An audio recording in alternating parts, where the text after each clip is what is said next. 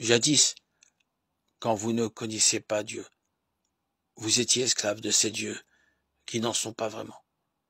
Mais maintenant que vous avez connu Dieu, ou plutôt que vous avez été connu par lui, comment pouvez-vous retourner de nouveau vers ces forces inconsistantes et misérables dont vous voulez encore de nouveau être les esclaves? Vous vous pliez à des règles pour les jours, les mois, les temps, les années.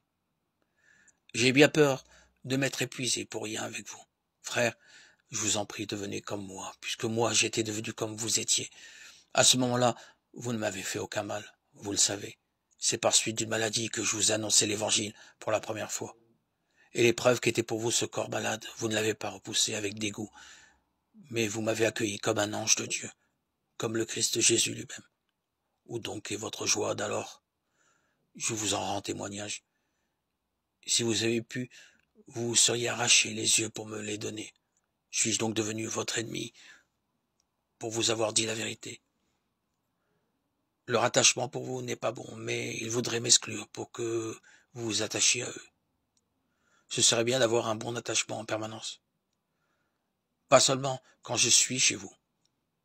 Mes petits enfants, vous que j'enfante à nouveau dans la douleur jusqu'à ce que le Christ ait pris forme chez vous. J'aurais voulu être près de vous dès maintenant et pouvoir changer de ton, car je ne sais comment faire avec vous. Galates 4, 8, 20. N'oubliez pas que vous êtes le temple de Dieu et que l'Esprit de Dieu habite en vous. Si quelqu'un détruit le temple de Dieu, Dieu le détruira. Car le temple de Dieu est sacré, et ce temple c'est vous. Que personne ne s'y trompe. Si quelqu'un parmi vous pense être un sage à la manière d'ici-bas, qu'il devienne fou pour devenir sage. Car la sagesse de ce monde est folie devant Dieu. L'Écriture le dit, c'est lui qui prend les sages au piège de leur propre habileté. Elle dit encore, le Seigneur connaît les raisonnements des sages. Ce n'est que du vent. Ainsi, il ne faut pas mettre son orgueil en des hommes dont on se réclame. Car tout vous appartient. Paul et Apollos et Pierre, le monde et la vie et la mort, le présent et l'avenir, tout est à vous. Mais vous, vous êtes au Christ. Et le Christ est à Dieu.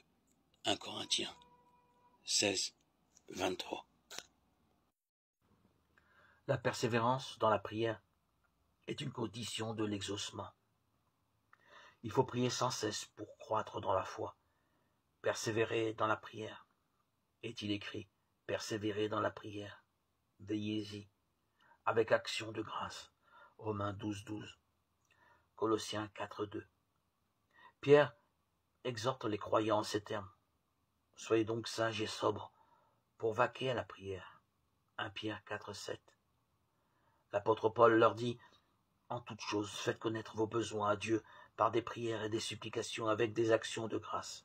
Philippiens 4, 6. Pour vous, bien-aimés, dit Jude, vous édifiant vous-même sur votre très sainte foi et priant par le Saint-Esprit, maintenez-vous dans l'amour de Dieu. Jude 20, 21. La prière constante est une union ininterrompue de l'âme avec le Seigneur, de sorte que la vie de Dieu nous est communiquée et que de notre vie rejaillisse vers lui la pureté et la sainteté.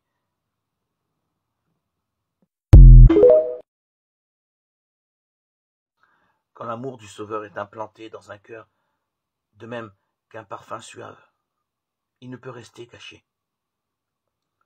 Sa sainte influence s'exerce sur tous ceux avec lesquels il entre en contact. L'Esprit du Christ dans un cœur est comme une source jaillissante dans un désert. Il rafraîchit tous ceux qui s'en approchent et crée chez ceux qui sont près de périr un désir ardent de se désaltérer à la source des eaux vives.